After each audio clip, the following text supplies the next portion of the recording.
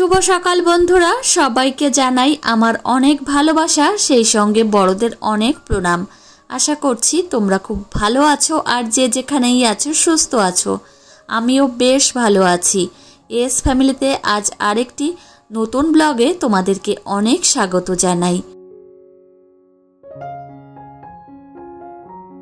আজ হলো মঙ্গলবার আর এখন ঘড়িতে সময় সকাল 8:30 বাজে। মাম্মামের জন্য আজকে চিড়ার খিচুড়ি রান্না করছি। আমাকে একজন দিদিভাই কমেন্ট করে জানিয়েছিলে অনেক দিন আগে যে দিদিভাই কিভাবে চিড়ার খিচুড়িটা রান্না করেছো, অবশ্যই একদিন দেখিও। তো এই যে মুসুর ডাল দিয়েই রান্না করছি আর এর মধ্যে আমি কোনো সবজি দিইনি, শুধু মুসুর ডাল আর পেঁয়াজ ফোড়ন দিয়ে রান্না করলাম। তো আমি প্রথম থেকেই দেখিয়েছি, প্রথম মুসুর ডাল আমি সিদ্ধ করে রেখেছি, তারপর পেঁয়াজ ফোড়ন দিলাম আর এর মধ্যে এই যে চিড়া দিয়ে দিয়েছি। চিড়াটা অবশ্য আগের থেকেই ভিজিয়ে রেখেছিলাম। তো যাই হোক, এই যে রান্না হয়ে গেছে, এখন আমি ঢেকে রাখবো। আর মাম্মামও ঘুম থেকে উঠে গেছে, ওকে আবার ফ্রেশ করাতে হবে। তো আজকে কি জানো তো, ব্লগটা করতে একদমই ইচ্ছা করছিল না, শরীরটা তেমন একটা ভালো লাগছে না, কেন জানি না। কিন্তু তারপরেও ভাবলাম যে না, ব্লগটা দিয়েই দিই, যেমনই হোক না কেন।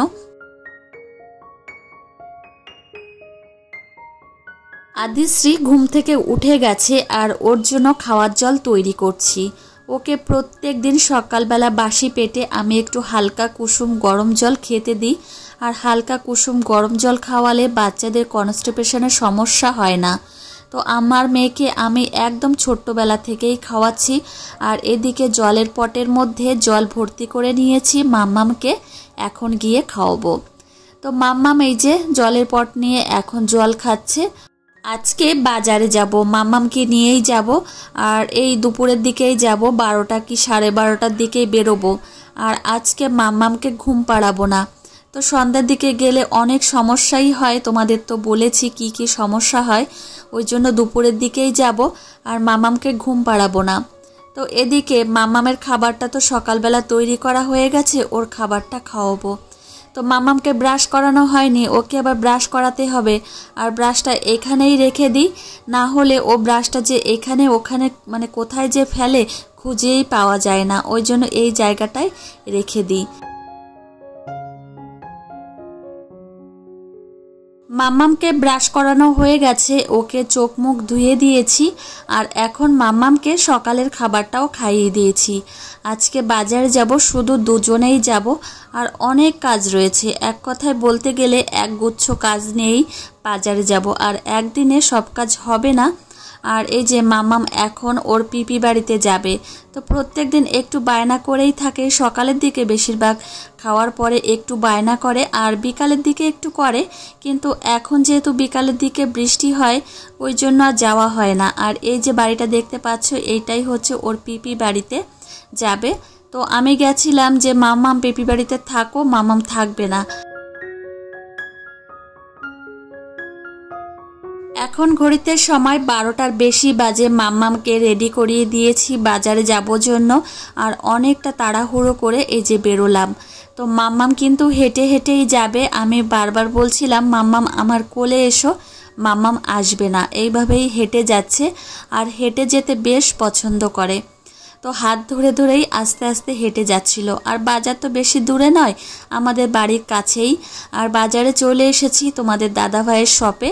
আর এখানে মাম্মাম থাকবে আর আমি এখন যাব সোজা সোনার দোকানে। তো এই যে সোনার দোকানে চলে এসেছি আর ঝটপট করে কাজগুলো করে যাব। অনেক রূপো হয়েছে আর রূপোগুলো ওয়েটও করলাম কতটা পরিমাণে হয়েছে। আর এইগুলো দিয়ে একটা জিনিস তৈরি করতে দিয়ে যাব। তো জিনিসটা হচ্ছে একটা রূপোর গ্লাস তৈরি করব। মাম্মামের রূপোর বাটি আছে, রূপোর চামচ আছে, কিন্তু একটা গ্লাস নেই।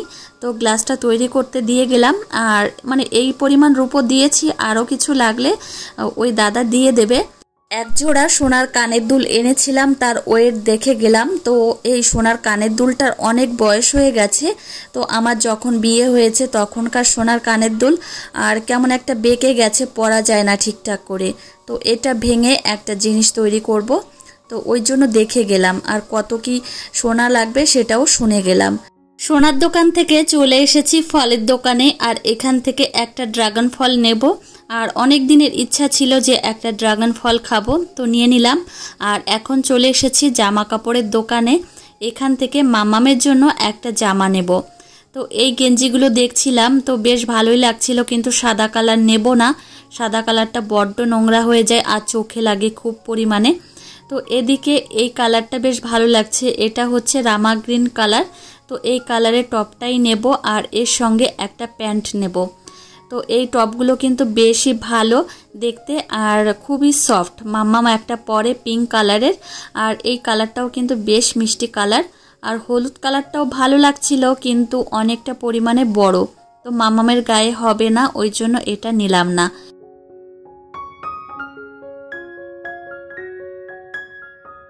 আমি কেনাকাটা করতে হলে এই দোকানেই আসি। আর সবথেকে বেশি ভালো হয় বাচ্চাদের জামা কাপড় কেনার জন্য শপিং মল বেশি ভালো হয়, কেননা এক ছাদের নিচেই সমস্ত কিছু পাওয়া যায়। আর এখানে তো শপিং মল নেই, ওই জন্য দোকানে আসতে হয়। আমাদের বাজারে শপিং মল নেই, তো ওই জন্য খুবই অসুবিধা হয়। আর বোনের বাড়িতে গেলে হাবড়াতে, সেখানে তো প্রচুর শপিং মল আছে। তো পুজোর আগেই যাব, পুজোর 1 মাস আগেই যাব ভাবছি।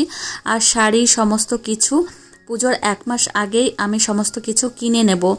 আর এদিকে এই প্যান্টগুলো দেখছিলাম, মাম্মামকে এই প্যান্টগুলো আমি পরাই।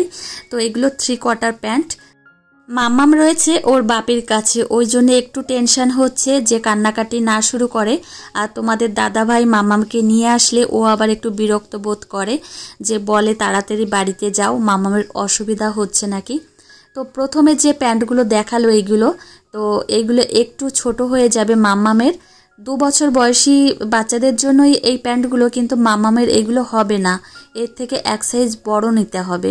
ওই জন্য নিলাম না। লাল কালারের প্যান্টটা আমার খুব পছন্দ হয়েছিল, সাদা সাদা ফুল বেশ ফুটেছিল। আর এই কালারটাও বেশ সুন্দর, কিন্তু যে টপটা নিয়েছি সেই টপের সঙ্গে একদমই মানে ম্যাচ হয়ে যাচ্ছে, ওই জন্য এটা নেব না। তো এই যে ছোট্ট ছোট্ট প্রিন্টের যে প্যান্টটা বের করেছে এইটাই নিয়েছি মামামের জন্য। আর আমি মামামকে কিনে দিয়েছি। তো মামামের জন্মদিনের জামা টামা এখনও কিছু কেনা হয়নি, তো আর একদিন যাব, সেদিন কিনবো।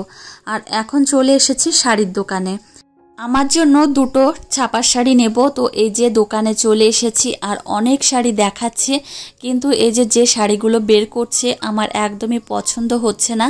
বাটিক প্রিন্টের শাড়িগুলো বেশ সুন্দর, কিন্তু এখন আমি বাটিক প্রিন্টের শাড়িগুলো নেব না, আমি অন্য টাইপের শাড়ি নেব। তো এই শাড়িগুলো ভালো লাগছে। তো কি হয়েছে জানো তো, এই দোকানের দাদা আমাকে বলছে যে আজকাল তো বাড়িতে কেউ শাড়ি পরে না, এখন তো দেখি সবাই নাইটিই পরে। তো আমি বলছি যে আমি বাড়িতে শাড়িও পরি।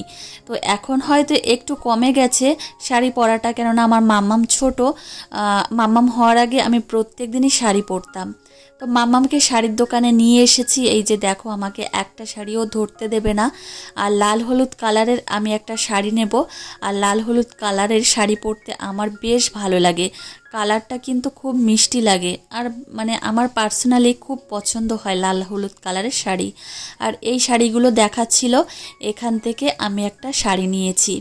তো এই শাড়িগুলো বেশ ভালো, আর এই শাড়ির দামটাও অনেকটা পরিমাণে বেশি, আর দেখতেও যেমন সুন্দর, ওই জন্য দামটাও বেশি। তো শাড়িগুলো খুব ভালো ইঞ্চি পাড়ের, আর ইঞ্চি পাড় বলতে একটু জরি বর্ডার আছে, বেশ সুন্দর। আর এই শাড়িটা দেখাচ্ছিল, বলল 1000 টাকা দাম। তো শাড়িটার কালারটা আমার অতটাও বেশি ভালো লাগেনি, ওই জন্য আমি নিইনি। বেশি একদম হট পিঙ্ক টাইপের। শাড়ির দোকান থেকে আমি 2টো পরার শাড়ি নিয়েছি আর একটা নাইটি নিয়েছি। তো আর এদিকে চলে এসেছি ব্লাউজের দোকানে। আর যে শাড়িগুলো আমি নিয়েছি তার সঙ্গে ম্যাচিং করে 2টো ব্লাউজ নেব।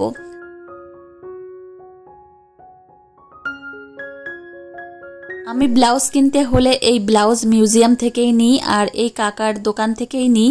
আর 2টো ব্লাউজ নিয়েছি, একটা হচ্ছে লাল খয়েরি কালারের আর একটা হচ্ছে হলুদ কালারের। তো আমার শাড়ির সঙ্গে ম্যাচিং করে নিয়েছি।